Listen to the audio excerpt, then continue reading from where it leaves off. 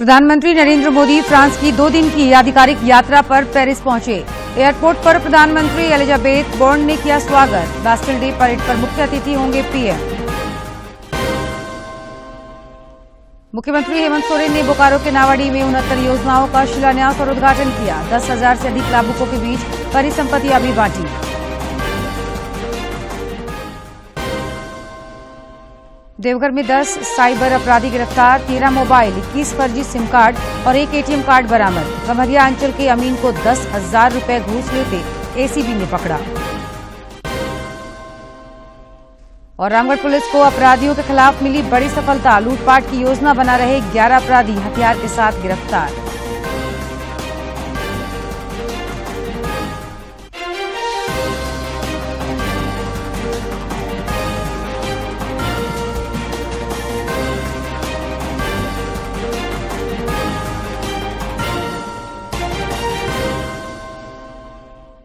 नमस्कार, खबरें झारखंड में आपका स्वागत है। मैं हूं जयलक्ष्मी और अब समाचार विस्तार से। राष्ट्रपति द्रौपदी मुर्मू ने मध्य प्रदेश के ग्वालियर में आज अटल बिहारी वाजपेयी भारतीय सूचना प्रौद्योगिकी और प्रबंधन संस्थान के चौथे दीक्षांत समारोह को संबोधित किया।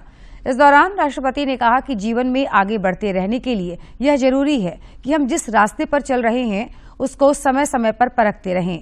उन्होंने कहा कि दृढ़ संकल्प के साथ सही रास्ता चुनकर अगर आगे बढ़ेंगे तो लक्ष्य अवश्य प्राप्त होगा और जीवन में संतुष्टि भी मिलेगी। मैं समझती हूँ कि आज आप सब बहुत उत्साह से अपने भविष्य की योजनाएं बना रहे हैं। जीवन में आगे बढ़ते रहने के लिए ये जरूरी है कि हम जिस रास्ते पर चल रहे हैं उसको समय समय पर परखने चाहिए। हो सकता है कि आज आपने जो रास्ता चुना है वो आज आपको सही लग रहा होगा, लेकिन कुछ समय बाद आपको समझ में आए कि जो आप जीवन में कर रहे हैं आप उसके लिए नहीं बने हैं। आपको कोई बार रास्ता भी मिल सकता है, कोई और रास्ता भी मिल सकता है जो आपके लिए बेहतर हो। ऐसे स्थितियों में निर्णय लेने से और नए रास्ते पर चलने से पीछे नहीं हटना चाहिए। दृढ़ संकल्प के साथ सही रास्ता चुनकर आगे बढ़ जाएंगे तो लक्ष्य अवश्य प्राप्त होगा और जीवन में संतुष्टि भी मिलेगी। किसी भी नौकरी से मिलने वाला आर्थिक लाभ महत्वपूर्ण होता है, लेकिन जॉब सेटिस्फेक्शन उससे भी अधिक महत्वपूर्ण है। इसीलिए जीवन में खुद से सवाल करते रहिए और खुद को बेहतर बनाते रहिए। प्रधानमंत्री नरेंद्र मोदी फ्रांस की 2 दिन की आधिकारिक यात्रा पर अब से थोड़ी देर पहले पेरिस पहुंचे। एयरपोर्ट पर प्रधानमंत्री एलिजाबेथ बोर्न ने गर्मजोशी से प्रधानमंत्री का स्वागत किया।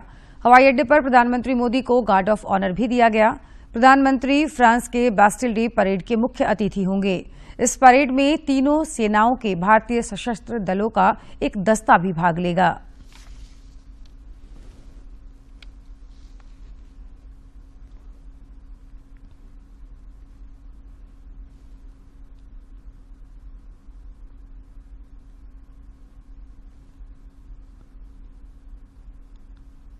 प्रधानमंत्री नरेंद्र मोदी का पेरिस में भारतीय समुदाय के लोगों ने जोरदार स्वागत किया। इस दौरान प्रधानमंत्री ने भारतीय समुदाय के लोगों से मुलाकात की। और भी बहुत सारे मुल्क में जब किसी भी तरह की क्राइसिस आती है, और ये तस्वीरें भी, ये लाइव तस्वीरें हम लगातार दिखा रहे हैं। ये बिल्कुल लाइव तस्वीरें इस वक्त आप अपने टीवी स्क्रीन पर देख पा रहे हैं, जहां हमने कहा कि जो भारतवंशी वहां पे एक झलक पाने के लिए पीएम मोदी की मौजूद थे। प्रधानमंत्री नरेंद्र मोदी ने भारत को विकासशील देशों और पश्चिमी जगत के बीच सेतु बताया है। फ्रांस के एक अखबार के साथ भेंटवार्ता में श्री मोदी ने कहा कि विकासशील देशों को लंबे समय से अधिकारों से वंचित रखा गया, जिसके कारण इन देशों में गुस्सा है। उन्होंने कहा कि दुनिया की सर्वाधिक आबादी वाले देश के रूप में भारत को उसका न्यायोचित स्थान मिलना चाहिए। प्रधानमंत्री ने कहा कि संयुक्त राष्ट्र सुरक्षा परिषद दुनिया की आवाज उठाने का दावा किस तरह कर सकती है जब सर्वाधिक जनसंख्या वाला देश और सबसे बड़ा लोकतंत्र परिषद का स्थायी सदस्य नहीं है। श्री मोदी ने अंतर्राष्ट्रीय संस्थाओं में व्यापक फेरबदल की पैरवी की। प्रधानमंत्री ने फ्रांस के राष्ट्रपति इमैनुएल मैक्रों को हिंद प्रशांत क्षेत्र में रणनीतिक साझेदार बताया, जो अंतर्राष्ट्रीय व्यवस्था पर भारत के विचारों को साझा करते हैं।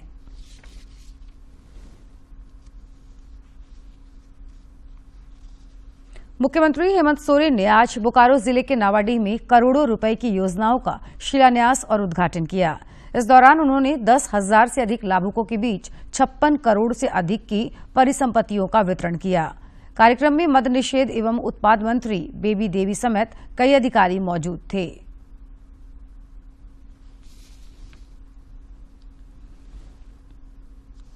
मुख्यमंत्री हेमंत सोरेन ने आज अपनी नावाडीह दौरे के क्रम में बोकारो के लोगों को दर्जनों योजनाओं के विकास योजनाओं की सौगात दी। मुख्यमंत्री ने इस दौरान करीब 15,521 लाख रुपए की योजनाओं का शिलान्यास और उद्घाटन किया। उन्होंने 10,000 से अधिक लाभुकों के बीच 56 करोड़ रुपए से अधिक की परिसंपत्तियों का वितरण किया।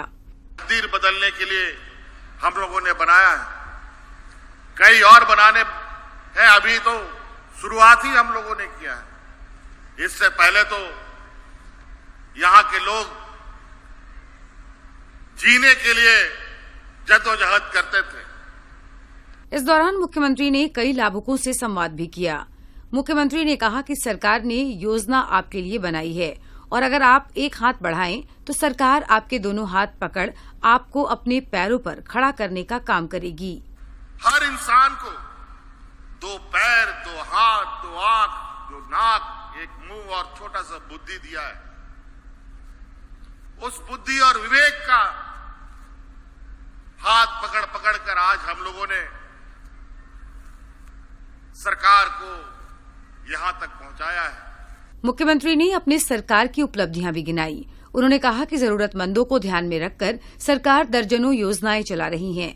उन्होंने कहा कि कोरोना की विषम परिस्थिति में भी राज्य सरकार ने लोगों का ख्याल रखा।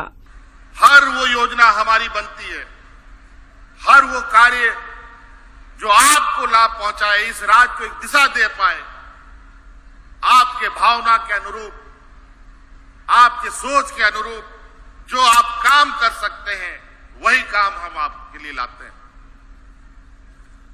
पढ़ाई लिखाई करने वाले हमारे नौजवानों के लिए उनका एक अलग रास्ता, जो कम पढ़े लिखे हैं उनके लिए भी हमारे पास योजना है। कार्यक्रम में मुख्यमंत्री के साथ उत्पाद एवं मद्य निषेध मंत्री बेबी देवी, राज्य मंत्री का दर्जा प्राप्त योगेंद्र साव और जिले के उपायुक्त समेत तमाम अधिकारी मौजूद थे। मुख्यमंत्री ने बोकारो के नावाडीह चौक स्थित दिवंगत विनोद बिहारी महतो की प्रतिमा पर माल्यार्पण कर श्रद्धासुमन अर्पित किए।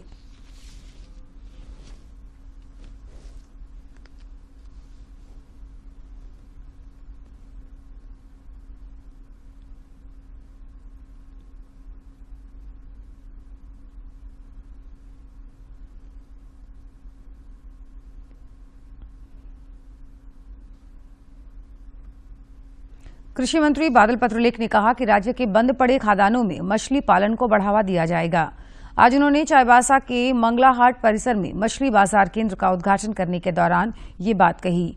मंत्री ने कहा कि चाईबासा में बंद पड़े खादानों में मछली पालन के प्रयोग की शुरुआत हुई थी, जिसे पूरे राज्य में अपनाया जाएगा। मंत्री बादल पत्रलेख ने कहा कि राज्य में परंपरागत मछली पालन के कार्यों को व्यवसाय का रूप देने का कार्य किया जा रहा है। उन्होंने बताया कि राज्य अलग होने के समय प्रदेश में 74,000 मैट्रिक टन मछली का उत्पादन किया जाता था, जो आज सभी के सार्थक प्रयास से बढ़कर 2,38,000 मैट्रिक टन हो गया है।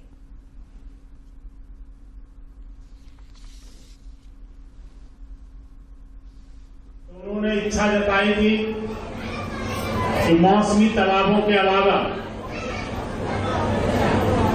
बड़े जलाशयों और हमारे यहाँ माइंस जो बंद हो चुके हैं, जो ओपन है, जिनमें बड़ा बड़ा जल का भंडार है, वाटर रिजर्वेयर है, उसमें यदि मछली का खेती हम करने में वहां के विस्थापित को, वहां के स्थानीय को, मछुआरा परिवार को या इच्छुक परिवार को यदि व्यवस्था दें तो बहुमूल्य परिवर्तन हो सकता है। माहवारी स्वच्छता प्रबंधन और अन्य स्वास्थ्य सुविधाओं को एक प्लेटफॉर्म के माध्यम से किशोरियों तक पहुंचाने के उद्देश्य से अपर मुख्य सचिव अरुण कुमार सिंह की अध्यक्षता में राज्य स्तरीय बैठक हुई। बैठक में पंचायती राज विभाग, स्कूली शिक्षा एवं साक्षरता विभाग, पेयजल एवं स्वच्छता विभाग, स्वच्छ भारत मिशन, महिला बाल विकास एवं सामाजिक सुरक्षा विभाग, ग्रामीण विकास विभाग और झारखंड आजीविका प्रमोशन सोसाइटी के अधिकारियों के साथ मंथन किया गया। इधर रांची के उपायुक्त राहुल कुमार सिन्हा ने आज समाहरणालय परिसर से सावित्रीबाई फुले किशोरी समृद्धि योजना जागरूकता रथ को हरी झंडी दिखाकर रवाना किया। इस जागरूकता रथ के माध्यम से जिले के सभी प्रखंडों में बाल विवाह, दहेज प्रथा को समाप्त करने और किशोरियों और बालिकाओं के उच्च शिक्षा को बढ़ावा देने के लिए सावित्रीबाई फुले किशोरी समृद्धि योजना के प्रति लोगों को जागरूक किया जाएगा।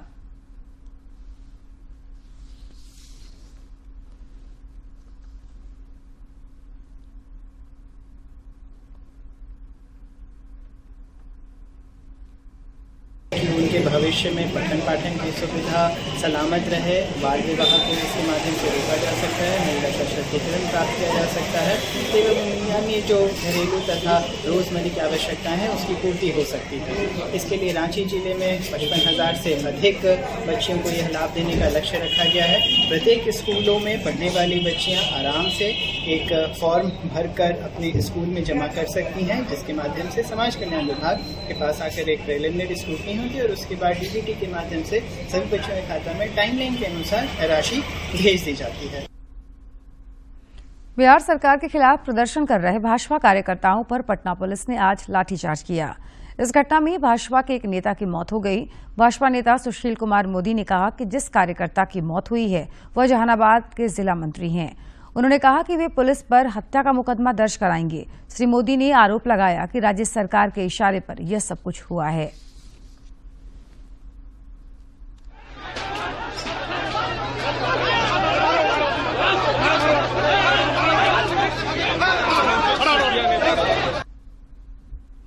साठ 40 नियोजन नीति का विरोध कर रहे झारखंड स्टेट स्टूडेंट्स यूनियन का एक प्रतिनिधिमंडल छात्र नेता देवेंद्र नाथ महतो के नेतृत्व में आज राजभवन में राज्यपाल सीपी राधाकृष्णन से मुलाकात की। इस दौरान प्रतिनिधिमंडल ने एक पत्र भी राज्यपाल को सौंपा। राज्यपाल से मुलाकात के बाद पत्रकारों से बातचीत में छात्र नेता देवेंद्र नाथ महतो ने कहा कि 60-40 नीति के विरोध में सत्ता पक्ष और विपक्ष के 72 विधायकों का समर्थन पत्र राज्यपाल को सौंपा गया है।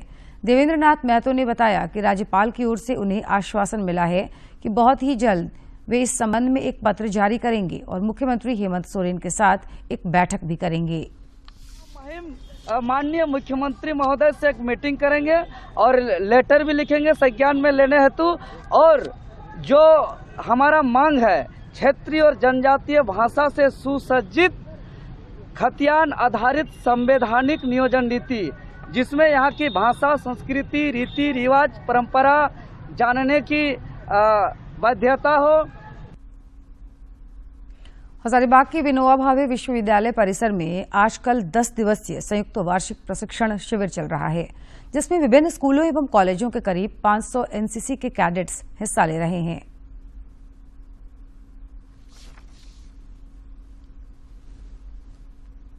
हजारीबाग के विनोबा भावे विश्वविद्यालय परिसर में चल रहे इस 10 दिवसीय संयुक्त वार्षिक प्रशिक्षण शिविर में कैडेट्स उत्साहपूर्वक विभिन्न गतिविधियों में हिस्सा ले रहे हैं।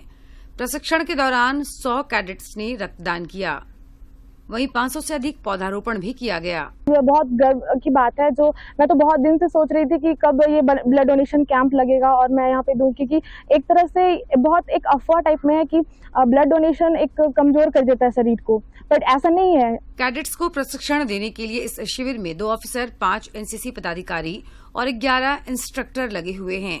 शिविर में बटालियन स्तर पर थल सेना शिविर के लिए भी प्रशिक्षण दिया जा रहा है। ब्रिगेडियर राजेश कार्ला ने बताया कि कैंप के जरिए कैडेट्स में देशभक्ति, अनुशासन और टीम वर्क की भावना को बढ़ावा दिया जा रहा है। इसके तहत हमने 500 पौधों का लगाने का बंदोबस्त किया है और 100 कैडेट्स का ब्लड डोनेशन का बंदोबस्त किया है। जो कैडेट्स कॉलेज और स्कूल्स में ट्रेनिंग लेते हैं, उसका यहाँ प्रैक्टिकल जो एस्पेक्ट्स है वो सिखाया जाता है। जो उन्होंने पिछले 1 साल में पढ़ाई की है उसका सभी सब्जेक्ट्स का एक समावेशन होता है और प्रैक्टिकल एस्पेक्ट्स को वो ग्राउंड पे एग्जीक्यूट करते हैं। इस शिविर में हजारीबाग, रामगढ़, गिरिडीह और चतरा जिले के विभिन्न स्कूलों एवं कॉलेजों के करीब 500 कैडेट्स हिस्सा ले रहे हैं।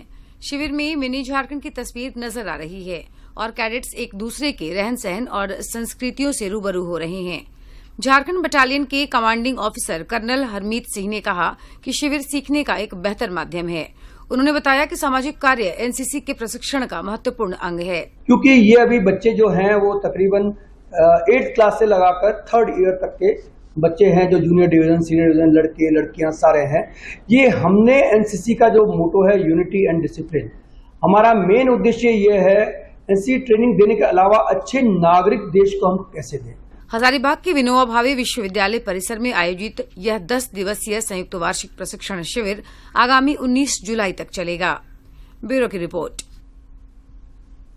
देवघर पुलिस ने पथरद्दा ओपी अंतर्गत नवादा गांव में छापेमारी कर 10 साइबर अपराधियों को गिरफ्तार किया है। साइबर डीएसपी सुमित प्रसाद ने बताया कि इन अपराधियों के पास से 13 मोबाइल, 21 फर्जी सिम कार्ड और एक एटीएम कार्ड बरामद किया गया है। उन्होंने लोगों को सावधान किया कि किसी भी अनजान नंबर से लिंक आने पर क्लिक नहीं करें और न ही अनजान ऐप डाउनलोड करें।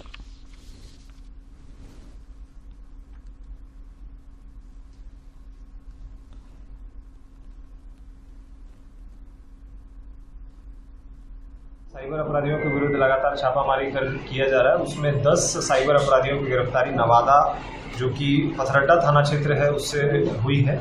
इन लोगों का बेसिकली जो क्रेडिट कार्ड से रिलेटेड फ्रॉड होता है वो ये लोग करते हैं, जिसमें एसबीआई क्रेडिट कार्ड और टाटा कार्ड्स, उसके लोगों को वो कॉल करते हैं। कॉल करने के बाद उनको कस्टमर केयर के अधिकारी बता करके उनसे डिटेल लेते हैं, जो कि विक्साइट एक लिंक है जिन्होंने डेवलप किया है। वो एक तरह से 2 स्क्रीन ऐप होता है और उस वेबसाइट के ऐप में जब आप डिटेल भरते हैं तो इनको मेल में वो डिटेल मिल जाता है, और जब वो डिटेल मेल में उनको मिल जाता है तो वो उससे वो फ्रॉड कर देते हैं। बेसिकली उसमें सीवीवी कार्ड नंबर और उसमें एक्सपायरी डेट वो डिटेल में ले लेते हैं और उसमें। भ्रष्टाचार निरोधक ब्यूरो एसीबी ने लगातार मिल रही सूचना के आधार पर छापेमारी कर पूर्वी सिंहभूम जिले के गम्हरिया अंचल के अमीन राजकिशोर भगत को 10,000 रुपए घूस लेते रंगे हाथों पकड़ लिया। एसीबी की कार्रवाई से अंचल कार्यालय में हड़कंप मच गया। फिलहाल एसीबी की टीम अंचल अमीन को अपने साथ जमशेदपुर ले गई है। वहां पूछताछ के बाद उसे जेल भेज दिया गया है। वादी मनोज ने एसीबी की टीम को बताया था कि उन्होंने जमीन की नापी के लिए ऑनलाइन आवेदन दिया था। 20 मई को अमीन राजकिशोर द्वारा जमीन का सीमांकन किया गया। इसके बाद भी जमीन का नक्शा उन्हें नहीं दिया जा रहा था। जब वे कार्यालय पहुंचे तो अमीन राजकिशोर ने नक्शे के लिए 15,000 रुपए की मांग की, परंतु में 10,000 रुपए में मान गए। इधर रामगढ़ पुलिस ने आज 11 अपराधियों को हथियार के साथ गिरफ्तार किया है। पुलिस अधीक्षक पीयूष पांडे ने बताया कि गुप्त सूचना के तहत पता चला कि कुछ व्यक्ति हथियारबंद होकर मारुति वैन से किसी बड़ी घटना को अंजाम देने की फिराक में हैं। उसे लेकर पूरे जिले में चेकिंग लगाई गई थी। इस दौरान मांडू में संदिग्ध वाहन को जब्त किया गया। इसमें से 11 व्यक्तियों को पकड़ा गया। उन्होंने कहा कि अपराधियों के पास से भारी मात्रा में हथियार और मोबाइल बरामद किया गया। श्री पांडे ने कहा कि अपराधियों के खिलाफ मामला दर्ज कर अनुसंधान किया जा रहा है।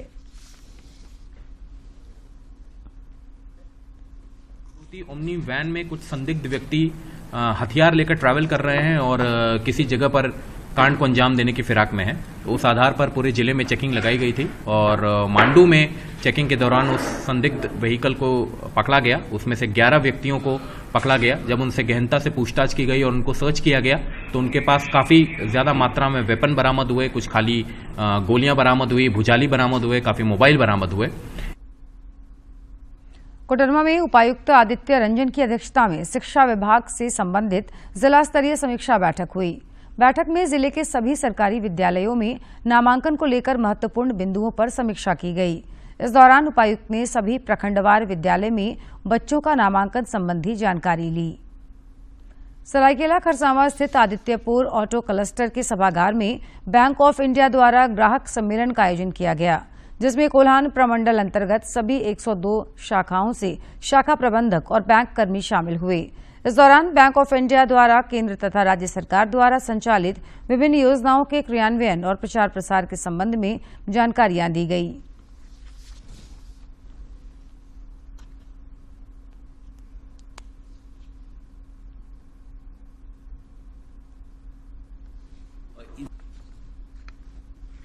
इसमें हम लोग काफी बढ़ चढ़ के हिस्सा ले रहे हैं और काफी अच्छा कर रहे हैं। इसके अलावा किसान क्रेडिट कार्ड है, लाइव पशुपालन के लिए है, डेयरी के लिए, मधुमक्खी पालन है, पिगरी सुअर पालन करने के लिए उसके लिए भी कर रहे हैं। उसके लिए उसकी योजनाओं का भी हम लाभ उनको बेनिफिशियरी को दे रहे हैं। और इसके अलावा हमारे पास जितने बीसीज हैं हम तो दे ही रहे हैं। हमारे रूरल एरिया में यहाँ पे टोटल 102 ब्रांच है। जमशेदपुर में 3 डिस्ट्रिक्ट हैं, 3 डिस्ट्रिक्ट में 102 ब्रांचेज हैं, जिसमें तीनों डिस्ट्रिक्ट में हमारे ही बैंक के मैनेजर लीड बैंक हैं। तीनों लीड बैंक हमारा ही है। उसके अंतर्गत 68 ब्रांचेस तीनों डिस्ट्रिक्ट मिला के जो रूरल ब्रांच में ऑपरेट कर रही है, rural as a rural branch. तो आप समझ सकते हैं कि हमारा कितना ध्यान है रूरल एरिया के अपलिफ्टमेंट के लिए। रांची के रतन हाइट्स बिल्डिंग के मामले में आज झारखंड हाईकोर्ट में सुनवाई हुई। सुनवाई के दौरान अदालत ने 1 माह के अंदर रतन हाइट्स के परिसर में बने गड्ढों को भरने का आदेश दिया है। रतन हाइट्स मामले में झारखंड उच्च न्यायालय में माननीय न्यायमूर्ति राजेश शंकर की अदालत ने आज यह फैसला सुनाते हुए रांची नगर निगम के नक्शा पास किए को निरस्त किया और ट्रिब्यूनल का जो फैसला था उसे रद्द करते हुए रतन हाइट्स को लैंड हैंडओवर करने का निर्देश दिया है। 1 माह के भीतर जो गड्ढे हैं या जो कंस्ट्रक्शन उस पर किया गया उसको हटा करके उस गड्ढे को भरने का आदेश दिया। झारखंड शिक्षा परियोजना लोहरदगा के द्वारा आज प्रतिभा सम्मान समारोह का आयोजन किया गया। कार्यक्रम में उपायुक्त डॉक्टर वाघमारे प्रसाद कृष्ण और जिला परिषद अध्यक्ष रीना कुमारी समेत अन्य पदाधिकारी मौजूद थे। उपायुक्त ने कहा कि लोहरदगा जिले के सरकारी विद्यालयों के बच्चे शिक्षा, खेल समेत अन्य क्षेत्रों में काफी अच्छा कर रहे हैं। मैट्रिक का इंटरमीडिएट परीक्षा हो, सभी में रिजल्ट बेहतर हो रहा है। यहाँ के छात्रों ने यह सिद्ध कर दिया कि अगर बेहतर माहौल मिले तो ये किसी भी मामले में किसी से कम नहीं है और आगे निकलने के लिए भी सक्षम हैं। मिशन चंद्रयान 3 की उल्टी गिनती आज दोपहर 1:05 पर शुरू हो गई। भारतीय अंतरिक्ष अनुसंधान संगठन इसरो कल आंध्र प्रदेश के श्रीहरिकोटा स्थित सतीश धवन अंतरिक्ष केंद्र से मिशन चंद्रयान 3 का प्रक्षेपण करेगा। इस मिशन के सफल प्रक्षेपण के लिए आज इसरो वैज्ञानिकों की एक टीम ने तिरुपति मंदिर में पूजा अर्चना की। तिरुपति वेंकट चलपति मंदिर पहुंची। आंध्र प्रदेश के तिरुपति वेंकट चलपति मंदिर में इसरो वैज्ञानिकों ने पूजा अर्चना की। बाद उन्होंने इस छोटे मिनिएचर मॉडल को दिखाते हुए कहा कि ये चंद्रयान 3 है, इसे कल लॉन्च किया जाएगा। आपको बता दें कि इसरो ने हाल ही में घोषणा की थी कि इसरो चंद्रयान के तीसरे मिशन को आंध्र प्रदेश के श्रीहरिकोटा स्थित सतीश धवन अंतरिक्ष केंद्र से 14 जुलाई को दोपहर बाद यानी 2:35 पर लॉन्च करेगा। इससे पहले मंगलवार को इसरो ने चंद्रयान 3 को सफलतापूर्वक चांद पर उतारने का पूर्वाभ्यास किया था। इसरो की ओर से एक ट्वीट में बताया गया कि लॉन्च की पूरी तैयारी और प्रक्रिया का डमी रूप में 24 घंटे का पूर्वाभ्यास सफलतापूर्वक संपन्न हुआ। और भारत के तीसरे चंद्र मिशन यानी चंद्रयान 3 की उल्टी गिनती शुरू हो चुकी है। 26 घंटे की उल्टी गिनती आज दोपहर 1:05 पर शुरू हुई। इसरो के वैज्ञानिक LVM-3 रॉकेट से कल दोपहर 2:35 पर श्रीहरिकोटा के सतीश धवन अंतरिक्ष केंद्र से चंद्रयान 3 का प्रक्षेपण करेगा। इसके साथ ही भारत चांद की सतह पर अपना अंतरिक्ष यान भेजने वाला चौथा देश बन जाएगा। यह मिशन चांद की सतह पर सुरक्षित और सुचारू लैंडिंग कराने की भारत की क्षमताओं का प्रदर्शन करेगा। चंद्रयान 3 मिशन सफल होता है तो अंतरिक्ष के क्षेत्र में यह भारत की एक और बड़ी कामयाबी होगी। इसरो के मुताबिक चंद्रयान 3 मिशन चंद्रयान 2 का ही अगला चरण है, जो कि चांद की सतह पर उतरेगा और परीक्षण करेगा। इसमें एक लैंडर और एक रोवर होगा। चंद्रयान 3 का फोकस चांद की सतह पर सुरक्षित लैंड करने पर है। मिशन की सफलता के लिए नए उपकरण बनाए गए हैं, एल्गोरिदम को बेहतर किया गया है। जिन वजहों से चंद्रयान 2 मिशन चांद की सतह पर नहीं उतर पाया था, उन पर भी फोकस किया गया है। यह मिशन भारत को अमेरिका, रूस और चीन के बाद चांद पर सॉफ्ट लैंडिंग करने वाला दुनिया का चौथा देश बना देगा। रामगढ़ में महिला हस्तकला, आर्ट्स एवं क्राफ्ट प्रदर्शनी का आयोजन किया गया। आईना एग्जीबिशन की ओर से यह प्रदर्शनी आयोजित की गई। राष्ट्रीय महिला मारवाड़ी मंच की पूर्व अध्यक्ष अरुणा जैन ने प्रदर्शनी का उद्घाटन किया। इस दौरान उन्होंने कहा कि इस तरह के प्रयास से महिला सशक्तिकरण को बल मिल रहा है।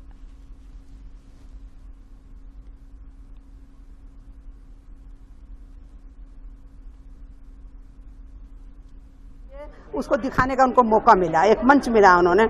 यहाँ से लेडीज अपना इस तरह से एग्जीबिशन में अपना स्टॉल लगाती हैं, फिर बाद में फिर वो अपना अलग अलग यूट्यूब बनाती हैं। इससे हमारे और अब कुछ खबर राज्य के विभिन्न जिलों से।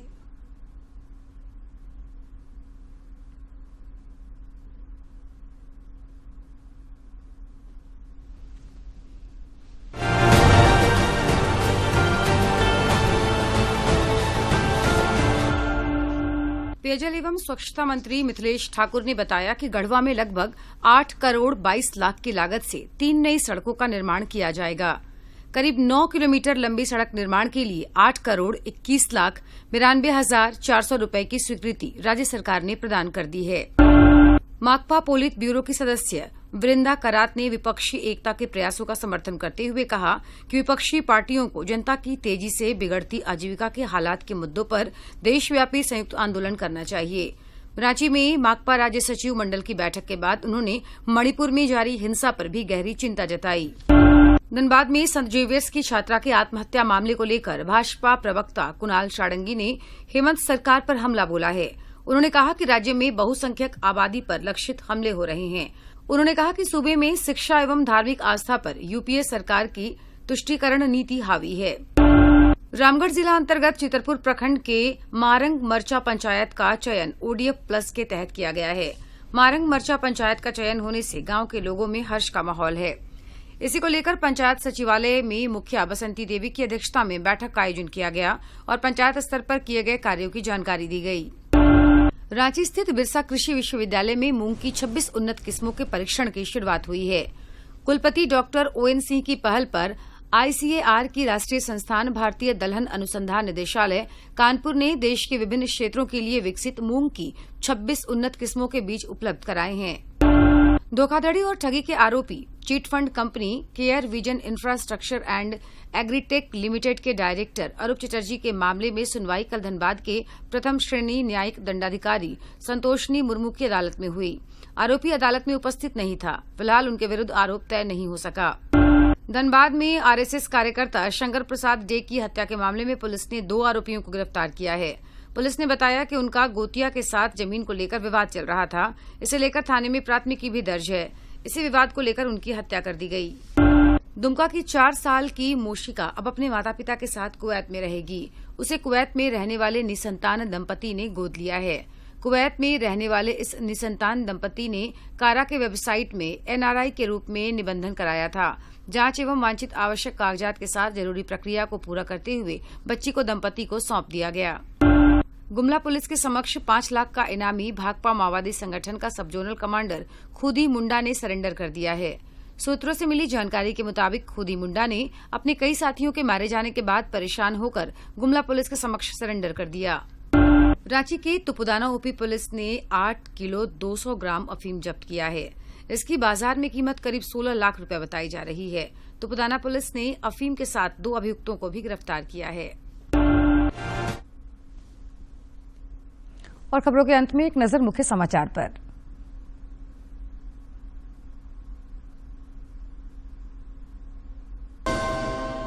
प्रधानमंत्री नरेंद्र मोदी फ्रांस की 2 दिन की आधिकारिक यात्रा पर पेरिस पहुंचे। एयरपोर्ट पर प्रधानमंत्री एलिजाबेथ बोर्न ने किया स्वागत। बास्टिल डे परेड पर मुख्य अतिथि होंगे पीएम। मुख्यमंत्री हेमंत सोरेन ने बोकारो के नावाडी में 69 योजनाओं का शिलान्यास और उद्घाटन किया। 10,000 से अधिक लाभुकों के बीच परिसंपत्तियां भी बांटी। देवघर में 10 साइबर अपराधी गिरफ्तार। 13 मोबाइल, 21 फर्जी सिम कार्ड और 1 एटीएम कार्ड बरामद। गम्हरिया अंचल के अमीन को 10,000 रुपए घूस लेते एसीबी ने पकड़ा। और रामगढ़ पुलिस को अपराधियों के खिलाफ मिली बड़ी सफलता। लूटपाट की योजना बना रहे 11 अपराधी हथियार के साथ गिरफ्तार।